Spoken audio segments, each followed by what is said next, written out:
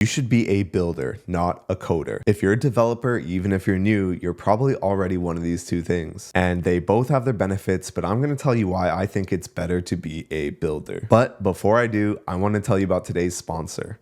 Me. I'm a tech founder, a senior engineer, and I like making videos. So if you enjoy this video, maybe subscribe or even leave a comment. It helps a lot with the YouTube algorithm. Trust me, I know.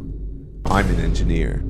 First, let me give you my definition of a coder. If coding was a tech tree, the coder would choose to go narrow. They know a few languages and frameworks extremely well. For example, I've used JavaScript for the past 6 years, but I still couldn't care less about what a closure is, how the event loop works in depth, and I still don't know what ES6 even stands for. If you know most of the things I just mentioned, or if you've ever read one of those giant coding textbooks that cover one singular topic, just so you could create a hello world in React, you're probably a coder. The coder learns for the sake of learning, and they end up with deep knowledge about a topic that may or may not be useful in the future. On the other hand, the builder sees programming differently. A builder learns for the sake of creating. If coding were a tech tree, the builder would choose to go wide instead of deep. If a builder has a piece of knowledge, it's probably because they were forced to learn it while building something in the past. I'd personally place myself in this category. Even though I have a formal education, all my coding knowledge came from actually doing real world projects and startups over the last 10 years. Now, why do I think being a builder is better? Well, there are 3 reasons. Firstly, I think builders learn faster. I learned nothing in school. The knowledge wasn't immediately relevant and I just filed it in a random part of my brain and later forgot it. But the opposite happens when you're learning something for the sake of building. You're learning something because you immediately need it. And not only does that knowledge stick with you better, but you are more enticed and motivated to do it because there's a real tangible payoff at the end of it. Secondly, in general, building is more of a useful skill to have in day-to-day life. I can't tell you the last time I had to Google how to make a closure in JavaScript, but I can tell you how common it is to build a simple front end from scratch and hook it up to a backend or maybe deploy that front end. It's also insanely useful when you're trying to get a job and you have relevant real-world experience and not just theoretical knowledge. Not to mention, if you ever wanted to start your own thing, whether that's just a hobby project or a startup, it gives you so many more opportunities. You essentially open yourself up to a world of possibility. And the third reason you should be a builder is that it's just more fun in general. I dropped programming in high school because it was boring and I was super intimidated by it. I never expected to code again. But later down the road, when I started building projects just for fun, not only did I learn quicker, but I actually enjoyed it a lot and it made me spend more time programming. I realized that I wasn't dumb and I didn't suck at coding. I was just approaching it wrong. The final thing I want to leave you with is this. These paths aren't mutually exclusive. If I were starting again, I'd start off with the builder path. I'd try a bunch of things, build a bunch of projects, and really push myself to learn new things while creating things I found were cool. Then when I found something that I actually enjoyed, I'd go deep. I'd learn everything I could about it, whether that was game development, AI, front end, or anything else. Coding is a canvas, and you're an artist. Have fun with it and let the things that you find interesting guide you. You'll learn faster and you'll enjoy it way more. Don't forget to subscribe, and I'll see you guys in the next one.